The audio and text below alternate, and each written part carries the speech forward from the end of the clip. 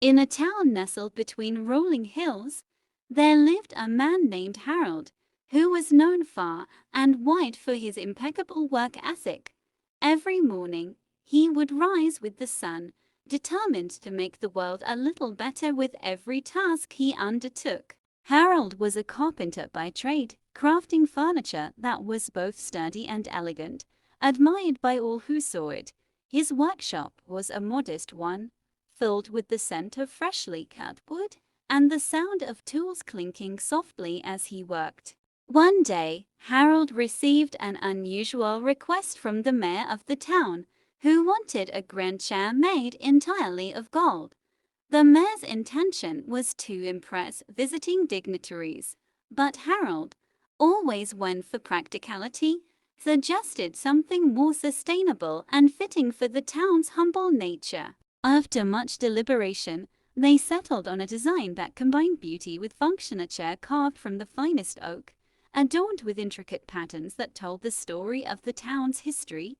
As Harold worked on the chair, he found himself lost in the artistry, each chisel stroke adding to the tale etched into the wood. The funny part came when Harold, known for his serious demeanor, accidentally glued his sleeve to the chair. His apprentice, a cheeky lad named him, couldn't contain his laughter as Harold tried to free himself, muttering under his breath about the perils of craftsmanship. Once the chair was complete, it was nothing short of a masterpiece, drawing gasps of admiration from everyone who saw it. The mayor was so pleased with the result that he declared Harold's work a town treasure, ensuring it would be preserved for generations to come. As Harold returned to his usual projects, he was approached by a wealthy merchant who had heard of the chair and wanted something even grander for his mansion.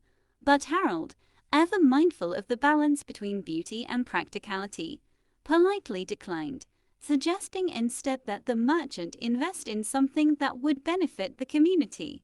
The merchant, taken aback by Harold's refusal, eventually saw the wisdom in his words and funded the construction of a new schoolhouse, which Harold was asked to design. The schoolhouse became a beacon of learning and joy, filled with laughter and the promise of a bright future for the town's children. Years passed, and Harold's reputation only grew, but he remained the same humble man, dedicated to his craft and his community.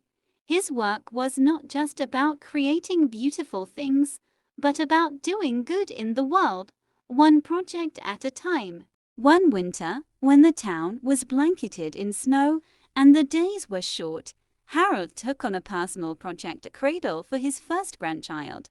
The cradle was simple yet elegant, with a design that echoed the love and care that had gone into every piece Harold had ever made.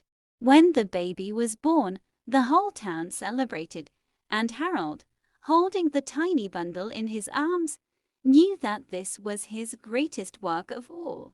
The funny moment came when the baby, upon seeing Harold's beard, grabbed it with surprising strength, causing everyone in the room to burst into laughter. As Harold grew older, he continued to work, albeit at a slower pace, taking the time to pass on his knowledge to Tim, who had grown into a skilled carpenter in his own right.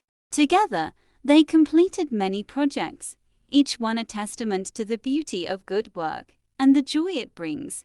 In the end, Harold's legacy was not just the furniture he had crafted, but the lives he had touched through his dedication to doing good. The town thrived, its people inspired by the lessons they had learned from the man who believed in the power of honest work and the beauty it could create. And so, Harold's story became part of the town's history, a tale of good work, filled with funny moments and interesting turns, reminding everyone that the most beautiful things in life are those made with love and care.